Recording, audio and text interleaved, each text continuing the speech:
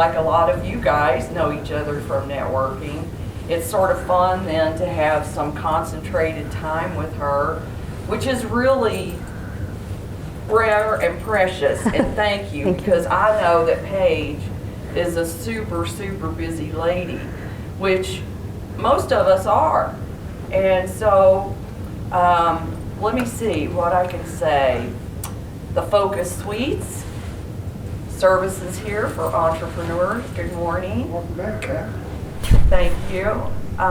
If you're looking for an office, or you know someone that's looking for an office, and the thing that we hear the most when people come and take an office is they feel real. Oh, I feel real now. And that's a sort of a psychological thing that we see happening in the suites. And that's what we want to do. And as business coaches here, when we meet you and you tell us that you're a business owner, then you're for real to us. Whether you're delivering pizzas, you're still working as a grandma half the time like I am, we look at you and we know you're a for real business owner, and we help people to actually, I call it, turn gold from straw. We take the straw of people's ideas and we work with them and polish them, and we keep a lot of Kleenex on hand. And it's amazing to see these businesses just come to life then. And I'm super impressed with businesses right now that have struggled through this past 2 years.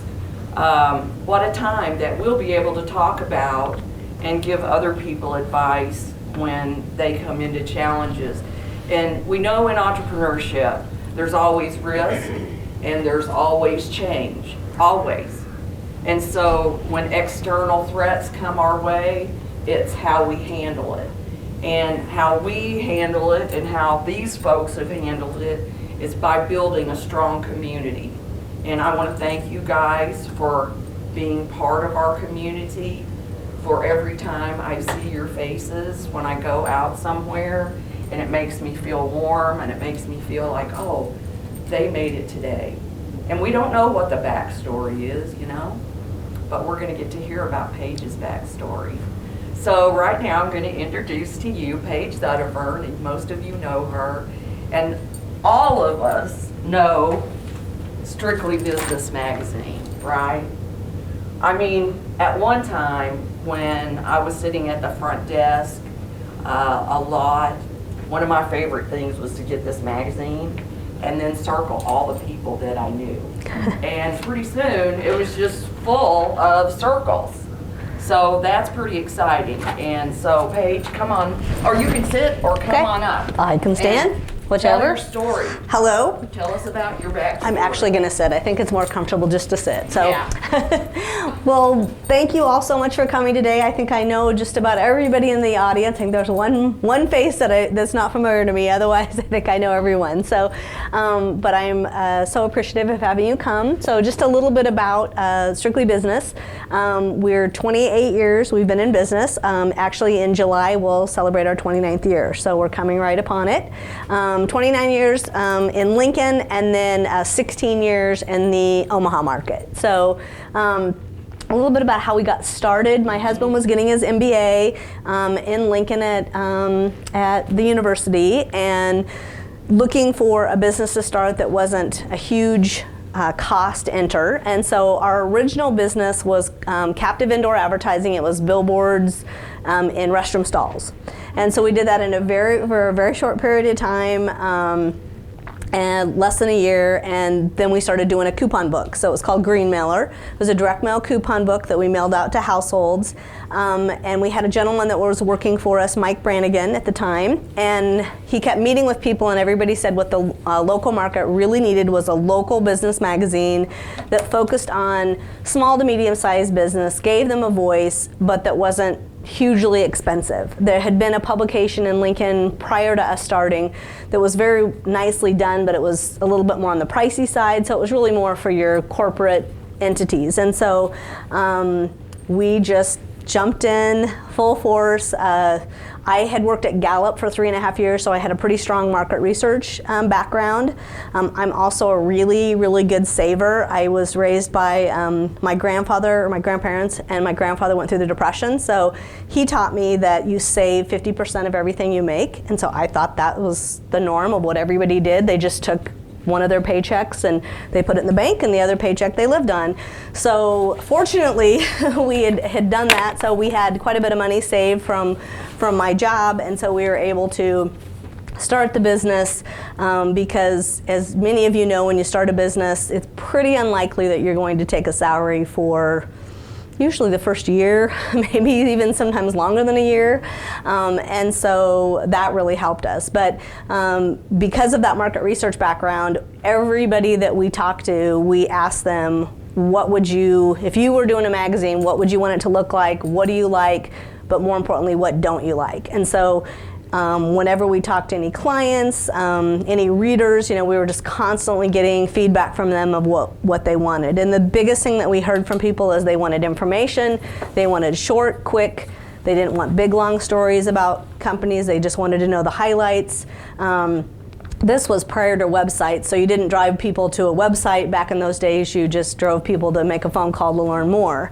So the magazine started. One of the most popular things was the Star City 6. That kind of evolved over the years, but people loved that.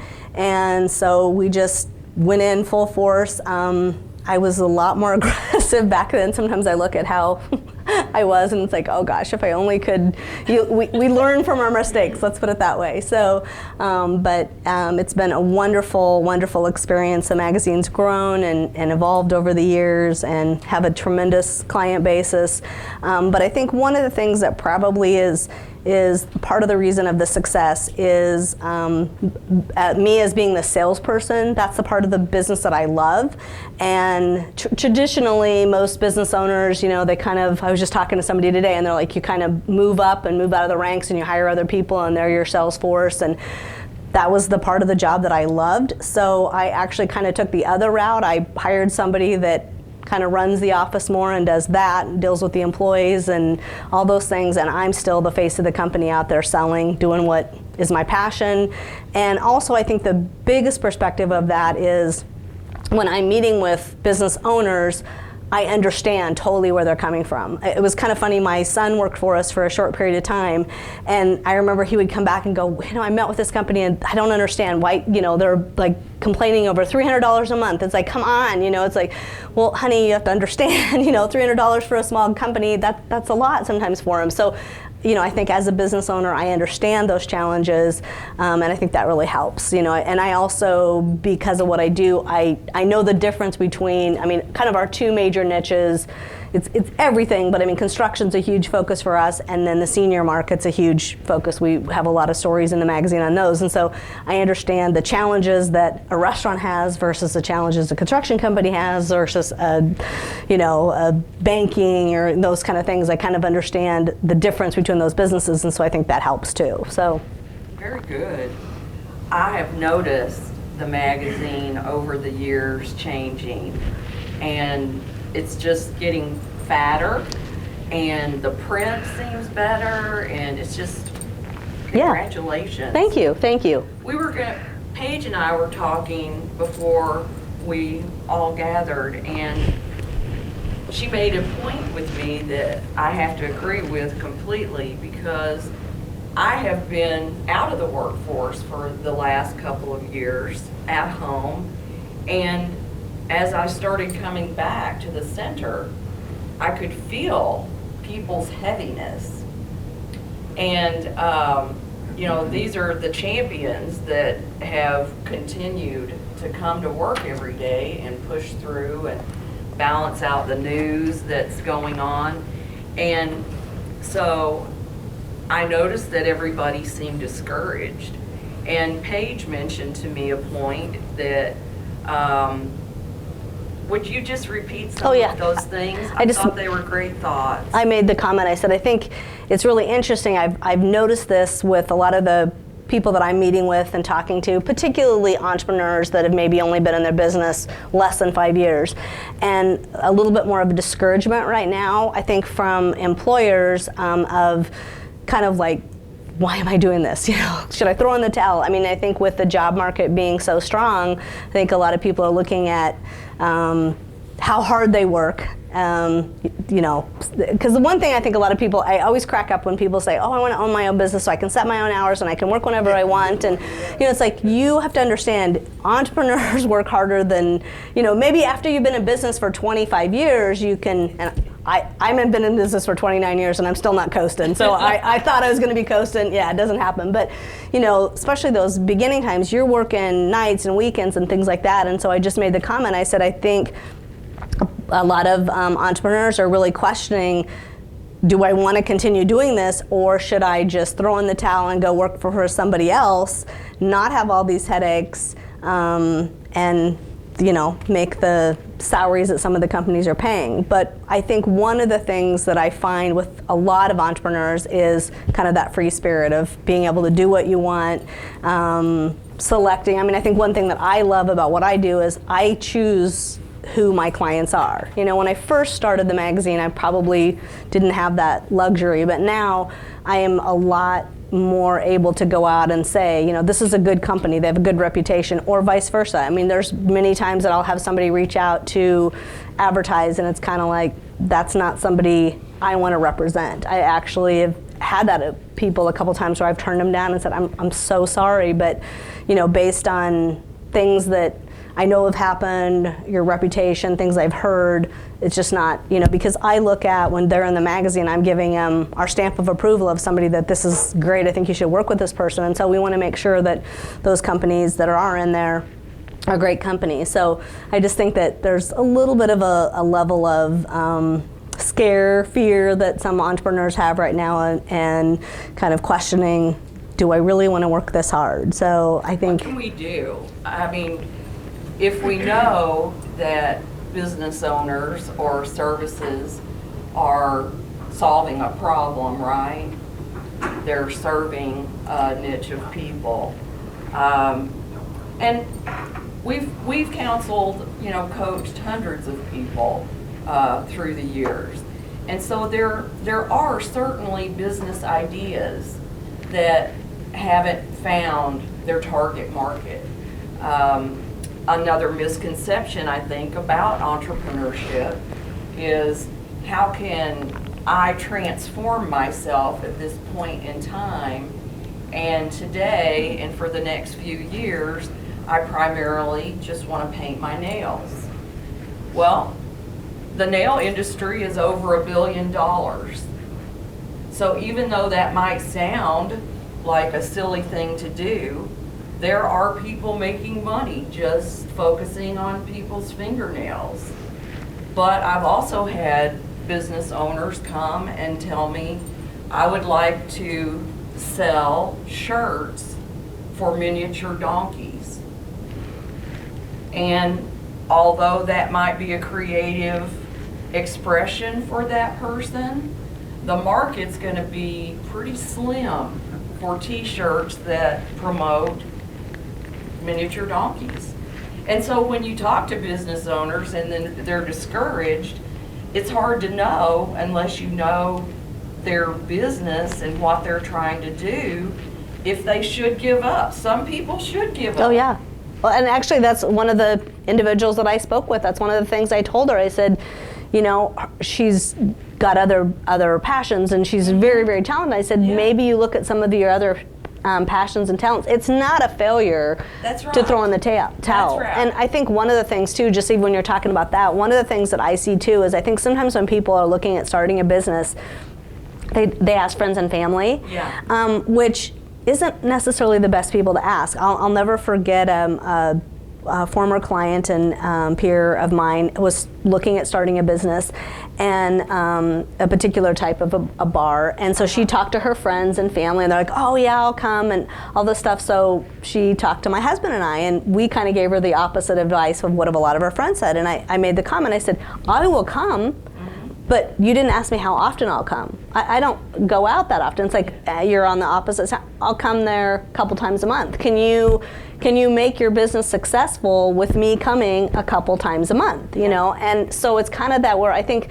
friends and family want to be supportive and they don't want to discourage you, so they'll be like, oh, that's great, but you know, sometimes you have to be realistic, and then also how much you want to work. There's some industry, like restaurant, it's a prime example. It's like I talked to somebody that wants to get in the restaurant industry. I'm like, I love to cook, I want to be in the restaurant industry. That's great, but how hard do you want to work? I mean, do you really want to work? I mean, are you okay with every holiday not being able to, you know, that's your peak times. The summer, the weekends, you know, like I have a client that she was in the videography business, and where I was talking with her, she's like, and she was a very social person. She liked to go to the lake. She liked to do all these things. I'm like, do you realize that your peak time is summer months?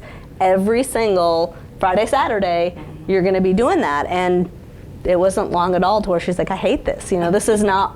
I didn't think about all these, run all this through. So I think that's the whole thing. Is I'm really big in coaching. You know, I think coaches are huge. I personally think every single person should have at least one coach, if not two, or maybe even three in their life. We need to rewind that part and speak it again. Yeah, you know, because coaching, and there's different types. There's business coaches, there's coaches for health, wellness, personal, that type of thing. There's financial coaches, you know, people that will sit you down and help you figure out a budget. I think that's the other thing. It's kind of like college. It's like, you know, just because you can get this much of a loan doesn't mean you should. It's the same thing with a business. Just because you can get so much money doesn't mean you should. I mean, I think the more lean and mean you can be, the better you are. And so, you know, you need to make sure that you're not doing every single bell and whistle. I mean, I know prior to this, basically about the same time we were starting this business, my husband had a friend that was starting a business that I worked for a short period of time. It was a cleaning company. And it was financed by a gentleman that was a successful business owner, and he hired a young guy who was a very good guy, had a great heart, but just had no business sense. And he started this company, and his vision, he wanted everything, you know, he wanted everybody to have white cars, and he wanted to have top of the line everything. And I use him so much as examples of the ways not to do business. And I mean, it was funny, I worked for them, and he came to me and he's like, what do you want your salary to be? You know, I'll pay you whatever. And I'm like, no, this is what you can afford to pay me. And it was a really small amount. And he's like, why would you do that? Because I understand business, I understand finances, we cannot pay huge salaries, we cannot do, you know, and he wanted to do all the stuff, and I kept saying, no, I'd fight him all the time. It's like, no, we cannot do that. Let's wait after the business is successful, then we can move into some of these areas. But, you know, in marketing, I always talk about, he wanted to advertise on The Blaze. I think it was The Blaze. I don't know if that's still what it's called, but it was, because that's the station that he and his friends listen to. And so, and I kept telling him, no, that is not where we should market. I said, if we want to do radio, we need to do easy listening, you know, a workstation. You know, who are we we're not targeting 26-year-old, 30-year-old guys. I mean, a few of them might get their houses or apartments cleaned, but we're targeting women, and we're targeting professional women, people that work, because if they're staying home, they don't need a cleaner more than likely. We're targeting women, you know. Well, he didn't want to advertise on that station because none of his friends listened to that, you know. And so it was about his ego, and it's like, you have to separate yourself from those kind of things and look what's best for the business. Who are we targeting, that type of stuff. So I just think, but, you know, kind of going back, he had all these ideas of all these great things he wanted to do, which was wonderful, but they weren't practical. You know, you have to, and as a result, the business went bankrupt. You know, because, and it was horrible. I mean, having that experience, I mean, literally went bankrupt to the point where we couldn't pay our employees on Friday. They came and locked the door up, and all the employees that worked that week didn't get paid. And it was like, so seeing that was great for me as an eye-opener. So I always knew from day one, paying your employees are absolutely the number one most important thing there is. And your employees are your business. I mean, if you don't have good employees, if your employees don't respect you, speak highly of your company, do the right thing, you're not going to be successful. So you got to treat them right. That's the best asset. And many times we say that, oh yes, our employees are our best asset. But then when you hear stories, then you think, really? Is that really true? But, well, I really, I want to encourage entrepreneurs. And, you know, sometimes people think a business coach is expensive. Well, when you're talking about these kind of issues right here, then you can't really measure the value of that. You maybe could have gone to see a coach 2 or 3 times and helped them to just challenge your perspective a little bit. You know, let's see where you might want to be in 5 years. And we've certainly worked with people like that. And it's sad, and we call it falling in love with your idea and marrying it. And until, in my opinion, until you've been in business a solid 3 years, you should still probably be a little bit like liquid Jell-O. You know, you can change and morph a little bit, but after 3 years, then you're set. You should have your cash flow going, you have all your systems, you have your follow through with your clients, you know where new clients are, the target market. You're not trying to get on the radio with your buddies so that, you know, they think that you're cool, rather than hitting your target market, which is senior women. And you know, having a successful business will not cure a broken ego or a broken heart. And I've seen many people feel like, oh, I couldn't get the salary that I wanted, or I couldn't get the position I wanted. So I'm just going to start my own business and toot my own horn. And really, just learning a good karaoke song would probably be better than that. You know, just go and be a rock star at karaoke instead of investing a lot of time and money in a business, because that fragile ego business owner is very dangerous. But that's hundreds of stories ago in the coaching world. Paige, what a great experience in history and commitment that you have made to our entrepreneurship community. I really, truly appreciate it. And also I appreciate that she's super fun to hang out with. So, I knew. One other thing I want to make sure I talk about, and I think this is something that we've really been messaging since COVID. We've really been messaging, and I just challenge everybody to really, really think about this in everything you do, but the whole buy local. I mean, a lot of people talk about it, but it's amazing to me how many businesses really live it. I'll just give you a couple examples, like printing. We have our Lincoln magazine printed at Nebraska Printing Center. We've used them since day one, so 28 years we've been with the Lincoln printer. I don't even talk to, I mean, I get calls all the time from printing companies out of the market that can give me a better price. No, I mean, we are about doing business locally. In Omaha, we have our printers or our magazines printed by an Omaha company.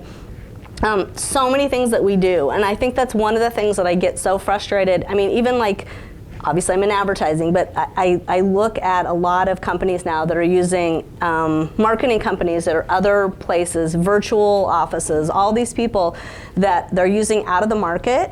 And I just think that people here, we just really need to think about every single purchase that we make, the more that we can impact, because, you know, I'm involved in some fundraising events and things like that. And when you're calling to get a donation for a fundraising event, you don't call Google, you don't call Facebook. I mean, none of those people are doing anything here locally. So I just think that, you know, we all need to really stop and think about how we're spending our dollars, our marketing dollars, really focusing on, you know, the whole concept of buying local, supporting the local economy. It's really been interesting since all this. Last year was our best year ever, and people are like, oh my gosh, you know, in this digital age when, you know, we're constantly fighting the whole, we track everything we do, everything's online.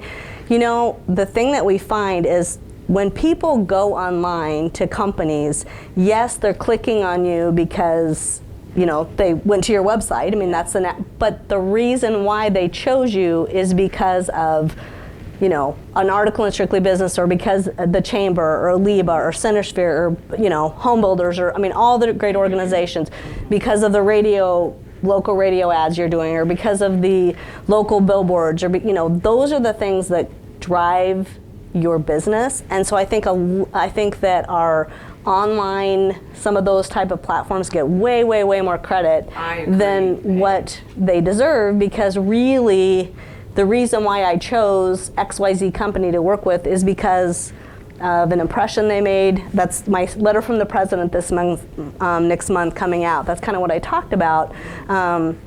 I just lost a really great client because that was one of their whole thing. They went on track every single thing down to the wire, and it's like, but you can't track image, you can't track likability, you can't track professional. I mean, all those things, those are things you really can't track. And so, you know, yeah, maybe they might hit, you know, you might have a click, but there's a lot more to marketing than that. And even your people marketing, I mean, having people out there at events and making a good impression and stuff, it's huge on your image. So it really goes back to that local presence, being involved, getting out there. You know, and we know that in marketing, you must have probably 8 to 10 impressions before you even make a move to do something.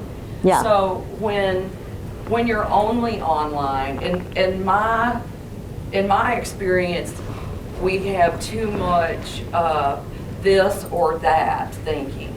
You know, it isn't this or that. It's yes and. Right. Exactly. If we want to actually touch our community and be a part of it. And what's the old marketing adage? I'd love to cut my marketing budget in half if I only knew which half was working. Right. You know, you can track as much as you want, but there are always still going to be questions. Oh, yeah. And then if you talk to your clients, they're going to say, well, my grandmother was over the other day, and she said her best friend got such a great experience. Right. And so, you know, we don't even have the ability to count those. But you know, if you're pushing into the community, then the community is going to be there for you. And of course, community, collaboration, those are things that make our hearts sing around here because of the services that we have that are so. You know, if you just want to come in and talk to somebody for free, you can do that. People don't realize it. Go to southeastcommunitycollege.com, SEC.com, entrepreneurship, and just make an appointment with someone, and we'll let you know the services, let you know resources, which Paige and Strictly Business is certainly a resource that we've used and promoted for many years. So let me get on to these other questions that are so important. All right, please share with us the best piece of advice. I think that local shopping, I think it's time that we make some old-fashioned driving around town. You know, there's so many things that have popped up. Right, yeah. I can't get over it when I'm going places. Right. Do you have a piece of advice other than the good nuggets you've already shared? I mean, there's just, I guess a couple is don't burn a bridge. You never know where somebody is going to be. You know, it's funny, like how many past employees I've had that now own their own business and they're a client, or referrals I get, or, you know, people that you met along the path that were the secretary of a company, or they were an entry-level person, and the next thing you know, they're the president of a company, or they're decision makers. Or I think one of the really good stories I always like to share is I went to a business after hours. I love to network. I mean, it's just I'm kind of naturally good at that. And obviously in Lincoln, I know most people, so I can look around the room and go, okay, who's new, who hasn't been here before? And so I had went to a chamber event, and there was a new girl there that had never been to anything, and so I went over and talked to her and introduced her around and kind of watched her throughout the night to make sure she was comfortable. Didn't really think much of it. And a couple years later, I was at an event, and she was at a new company then, and so I overheard her talking to somebody, and she's like, "Oh my gosh, there's Paige. She's just amazing," and saying all this wonderful stuff about me because of just simply taking a few minutes a couple years before at an event to introduce her to people. So it's little things like that that make a difference, and so I think it's really important to treat the doorman the exact same way that you treat the CEO of a company. I always said if I was going to make and I do this whenever I'm going to make a purchase, I call and try to schedule an appointment with somebody about advertising, and if they treat me terrible, it's like, click you off their list. I'm not, because it's like they don't have to buy from me. Nobody has to buy from me. I'm perfectly fine if somebody doesn't buy, but if they're super rude, it's like, okay, well, you had your chance. You're not even in the running for my business. So I just think, just remember that. Okay. All right, let's see. What do you do to get motivated and stay perked up?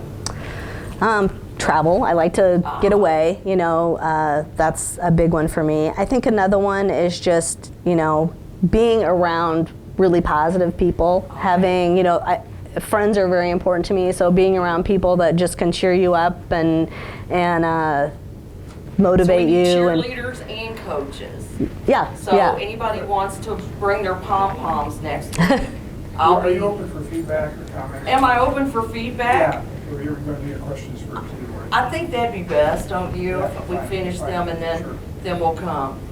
Okay, to stay perked up, stay around positive people, get some coaches and cheerleaders on board. And we know this is going to be a long list.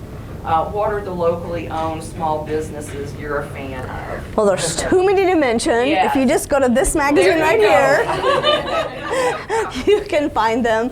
I mean, when you mentioned that, there's a few that, just like one of them that kind of comes to my mind, I've just been like, oh my gosh, isn't it funny how you just go blank on you, like right when you ask me that? Mm-hmm. I'll think of it in just one second.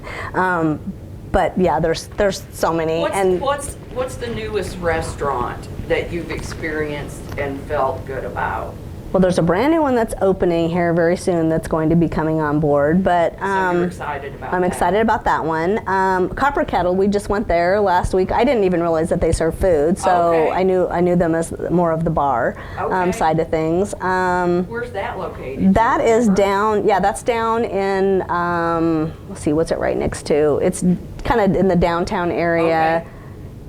A block. Kettle. I'm trying to think exactly what it's really close to the Lead Center. Okay. So that's the newest one. We're doing a expose on them this next month in the magazine. Most of the restaurants that we've got in the magazine are kind of more of the tried and true. We don't really have a lot of the new ones. To be really honest, my challenge is I'm the only salesperson. So unlike, other medias where they have the salespeople are out there and every time there's a new business, they're jumping on it. The only new businesses I come in contact with is if somebody refers me. Okay. So that restaurant industry is just kind of one that I know you guys have is it Friends for Lunch? Friends for Lunch and Friends for Drinks. So those have really been very successful for us. We rotate between different clients. So we are desperately in need of a couple new restaurants because we once we get a restaurant, they usually stay with us forever, so they don't leave because, we give them results and we do a lot of stuff for restaurants. So yeah. All right, well, let's open up for some questions and comments. Can I add to the Copper Kettle, they also cater for weddings. Oh yeah, okay, yes. All right. Yes. Okay, Copper Kettle is getting our push today. Go ahead. Something you said caught my attention when you were talking about not letting somebody advertise in the magazine because you didn't trust their reputation. And I thought of mission over money as being a really positive thing, which made me ask the question, what is the mission of the magazine? It is to drive business to our clients, first and foremost, to give them a voice, to to have a positive face for them out there, to promote local. I mean, I grew up in a small town, so I think a lot of it, grew up in a small town. The grocery store in my town, it was a lot cheaper to go to the big city to buy groceries. But if you don't support that small business, they close. And so then you have to go to the big city to buy, you know. So it's like if you need a loaf of bread, you have to go 60 miles to get a loaf of bread. That's not very convenient. So it was just kind of inbred in me as a young age. It's not just about the price. And I think that's one of the things that I think is so important is for people to understand. It's so many times people, and I'm a very thrifty person, but it's more than just the cost of something. You know, it's the service when you have problems, if you have to return something, if, you know, all those type of things, you know, and a lot of those local businesses will support you and that type of thing. So yeah, but no, money has never been my motivation. As a matter of fact, every one of my employees that work for me, my husband, everybody keeps saying, you need to raise your rates, you're way too cheap. I mean, I literally, in 28 years, we've had 2 price increases in the whole 28 years, and we just did one like last year, and I only raised it 7%. And everybody's like, are you kidding me? I mean, I actually had 4 clients that I went to meet with them for re-signs, and they're like, Paige, this is ridiculous. I am paying the same amount to you now that I did 10 years ago. My radios went up, and they were like showing me, this is how much more, it's almost 50% more, and I'm still, you know, I'm like, okay, but I love to support small business. Yeah, so that's where and like every coach that I've been with, they're like, you've got to raise your prices, but it's like, but then Let's this little business. right now, y'all. Everybody needs to get into the magazine right now before somebody convinces them. But I just love to support, you know, and help my businesses get them going, do a lot of value add. You know, that's the other thing we do. John? Yeah, just some, Paige and I go back 25 years at least. Yes. Almost since she's opened it. Something that she's a master at is networking. You touched on it a little bit, but one of Paige's, I'm not trying to preempt your comment, whenever she goes to a networker event, her goal is to meet at least 2 new people that she's never talked to before, hence the gal that Yes. that's always been one of her networking. All of this also, Paige builds this around relationships. I mean, we talk about the networking and that, but once it's established, Yes. that retention boils down to relationships. That's the best word for marketing and advertising. That's right. And she is a super sales lady. And when I had my business, I did business with her. We spent many years together on the chamber. Yeah. And she's been a leader at the chamber in terms of ambassadors and ambassador networking. And to that point, it's not only growing and building your business, it's giving back. Not just donations, but it's giving back into other people. That's right. Right. I think some young entrepreneurs might feel a little bit more comfortable to know that when they're nervous and they're going to a networking event, that there are many people, I'm sure, that are like Paige. They've invested in the community. They know who the new folks are, and they know that it's good to reach out a hand and welcome people. Well, and I think kind of on that note too, it's like looking at, it's kind of funny, I spoke one time at a chamber event, I got a lot of harassment from this, but I made the comment when I said when I go to an event, I'm never, if you're my friend, I'm not going to talk to you. I mean, I might say, like Jody, it's like, hi Jody, but it's like, I know you, it's like, I'm here to connect with new people, but then the most important thing is helping those new people meet the people they need to meet. So like I just came from Liba Coffee this morning, and there was one of my new clients that was there. So my goal was to look around the room and say, who here is a prospect for him? Because not everybody's a prospect for everyone, you know, so it's like you're looking for certain types of industries. And so I think that's one of the things. And I think another thing that people probably would be shocked to know how many phone calls we get on a daily basis of people asking for referrals. So I just had somebody the other day that is calling, moving to Lincoln, looking for a $400,000 house. You know, who do you, and I was thinking, and so it's like, I have 3 real estate agents that advertise in the magazine. It's like, okay, it's their turn now. But, or I just had somebody that called, they needed siding. It's like, who do you recommend, So it's like, so there's so many of those, we get them all the time just because that's something that, we've really built up that reputation of, so and it's sometimes it's interesting to me for people, like when I get told no, sometimes I think, well, you just, because it was kind of funny, I just had talked to a real estate agent before that, didn't end up doing something. I thought, yep, you just missed out on $8,000 commission because you didn't do that little ad. But that's, I mean, the other agents, the guy that got the referral, I guarantee is like going, thank you, I'm so glad you didn't come on board. Yeah. So, but I mean, it's little things like that it's, helping. It's amazing too how, like you mentioned, how something doesn't always just the minute that you say it or the minute that you make the referral, but it's down the road. Right. And those are the kind of impressions that we don't even realize that we're making so many times. And so being conscious of those things, you've made me think about a lot of good stuff today. Is there any more questions? Go ahead, Yes. Quentin. More of a comment. Sure. And I've known Paige and her husband Shane since college. Okay. Long time. And it's one thing to espouse these ideas I agree. and that, but it's another thing to live it. And I can attest that Paige does live these beliefs.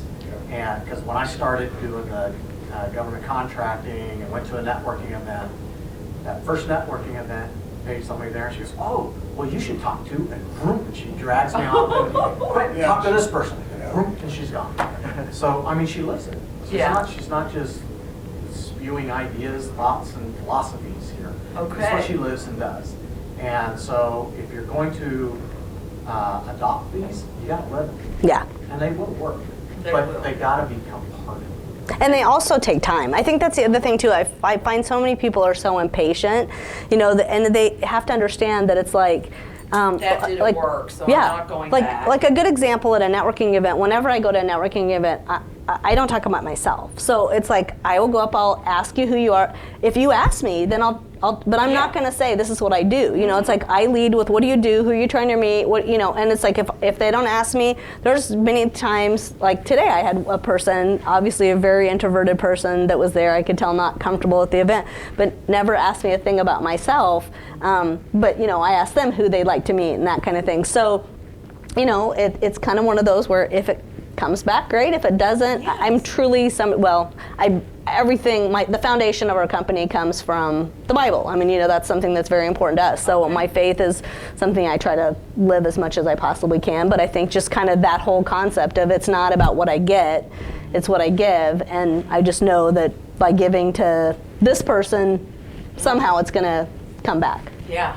Wow. Inspirational. Thank you. Yes.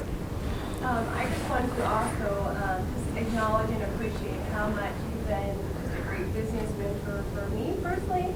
And kind of piggybacking on what John said, it's so great because you support local businesses.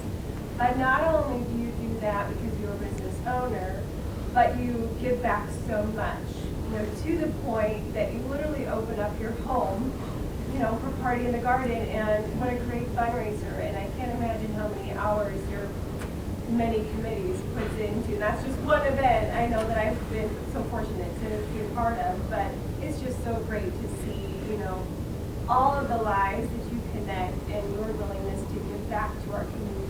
So thank you. Thank you. That's really kind of you to say. Amen. Yeah. Jody. Well, I really appreciate, especially, and it is, and I won't throw in a male bash, but it is tended to be a male business. But I appreciate how you're an example for other women, that if you have the courage, and being an entrepreneur, you have to be courageous, and a lot of times you have to blow off what your family thinks is happening, because they're not behind you, it's not going to succeed. And I love how you promote local, because there is so much local that no one knows anything about. Oh, we have to go here, we have to go here, and it's like, okay, we have an amazing underground art community that people blow off, or music, or whatever.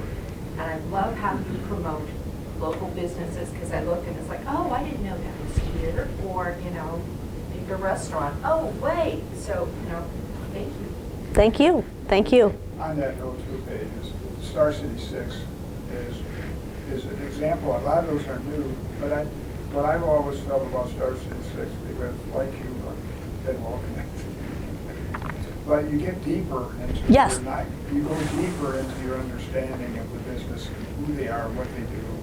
And there's not always the owner. You may Oh, yeah. sometimes over a period of years, you have somebody from that same company coming, but it's the individual and their perspective. Right. And their value and how they grow in the process too. Yeah. In terms of what's their takeaway, what's their favorite restaurant, what's their favorite story. That brings up a really good point. Our Star City 6, we did a Star City 6 on Truebuilt Construction, the owner of Truebuilt.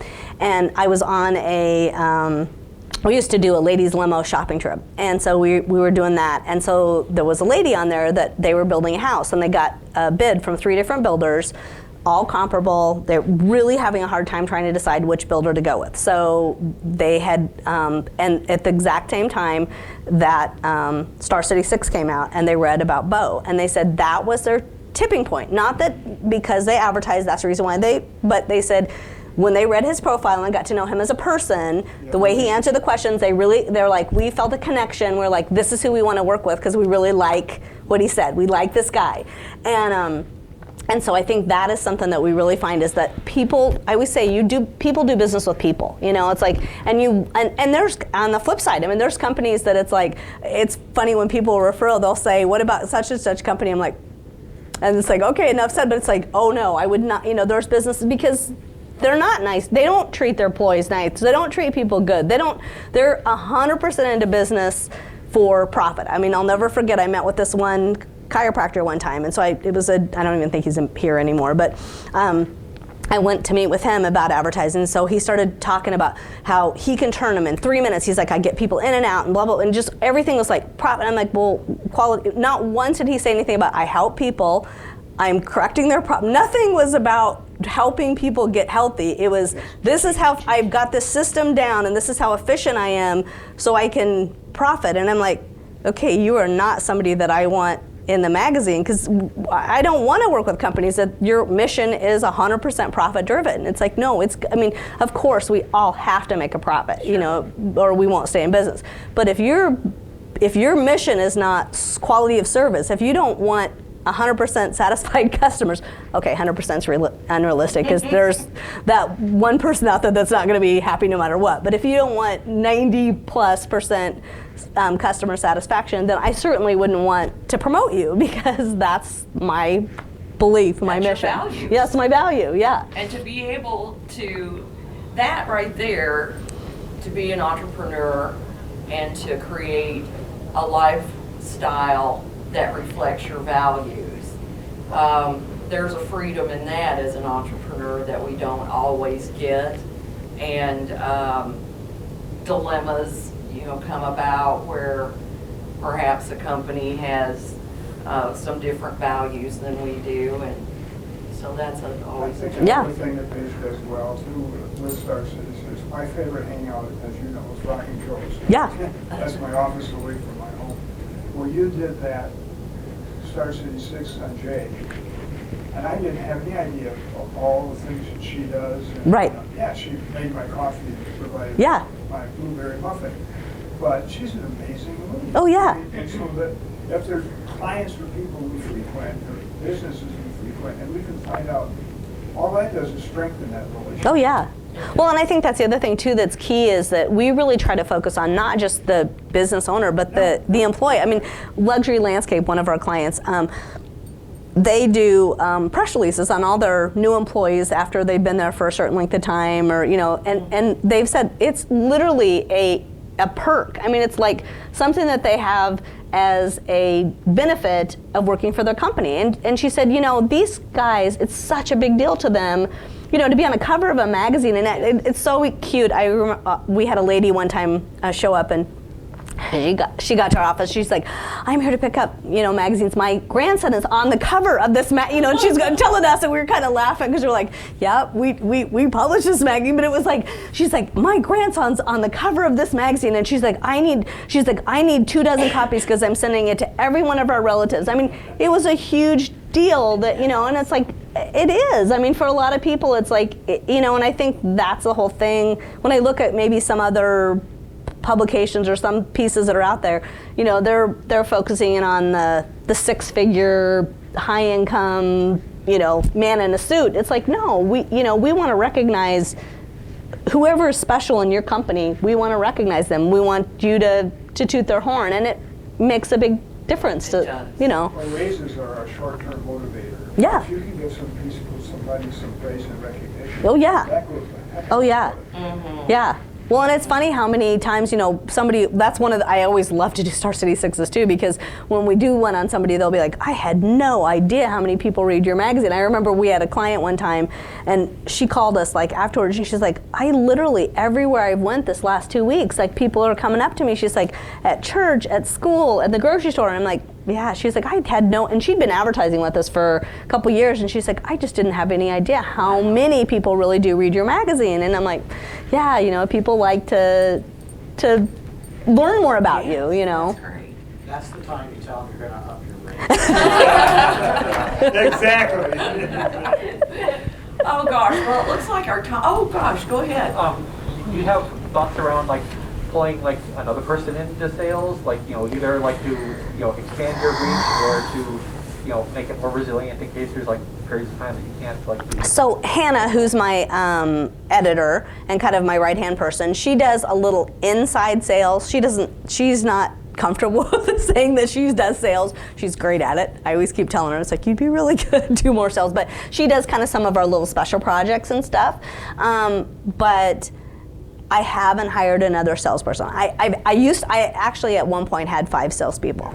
And my son came to work for us, and he sells solar. So I mean, he's like a natural born, if you think I'm an aggressive salesperson, my son is like me on steroids. So he's really intense. But the short time he worked there, he gave me some amazing insight. And one of the first things he said after he'd been there is he came to me and he's like, Mom, you're doing this all wrong, which I love the way kids always tell us how, you know, you're doing it all wrong. But he said, what you need to do, he said, you need to, because like the way the construction industry, like roofing or solar, some of those kind of industries, a lot of them have setters that go out and get the leads, and then you have your closer that goes in and makes the close. And so he's like, that's exactly what you need to do. You need to have a setter that sets up the appointment. So after that, I did hire someone to come in and make phone calls and help set up leads. And then more importantly, I hired an assistant who now is Hannah, that's moved up. But I mean, it was originally, that was 3 people before, but that's the reason why I hired an assistant. So they did all the stuff that I don't like, and I'm like putting my schedule, because I'm horrible with computers. I hate technology. There's so many, I mean, people always talk about, oh, how great you are. It's like, I am really good at these things, and I am so bad at like some things that it's just like, wow, I cannot believe, like you talk to people in my office, I am terrible with technology.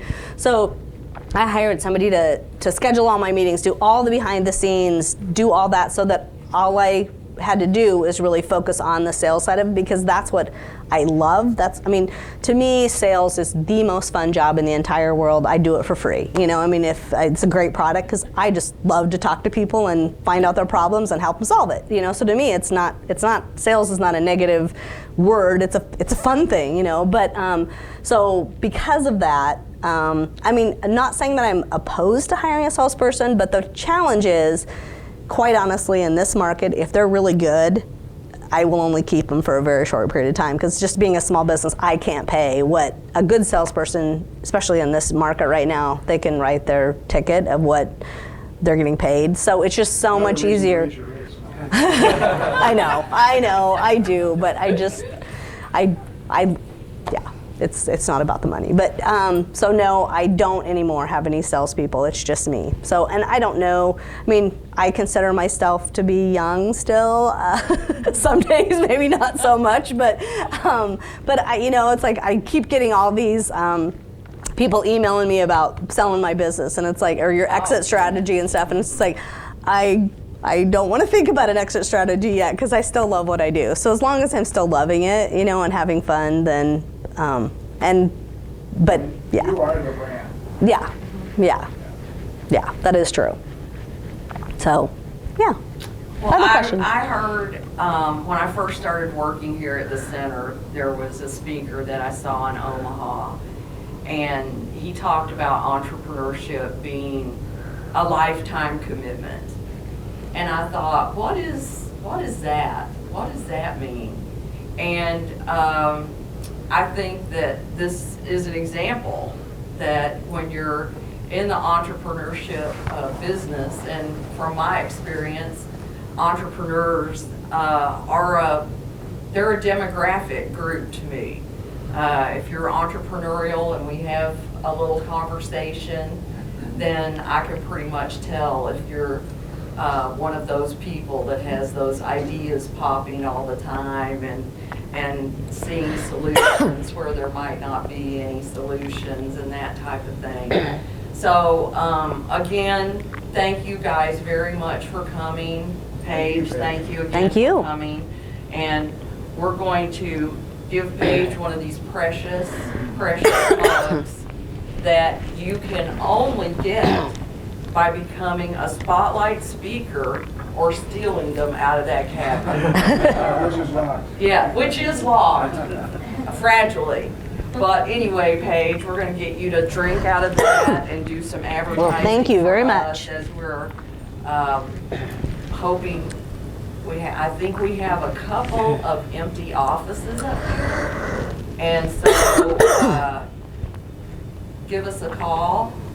Don't forget we're here with some very inexpensive coaching, always a resource hub, and come back next week and join us for Perk Up Thursdays. Okay? Thank you. Thank you.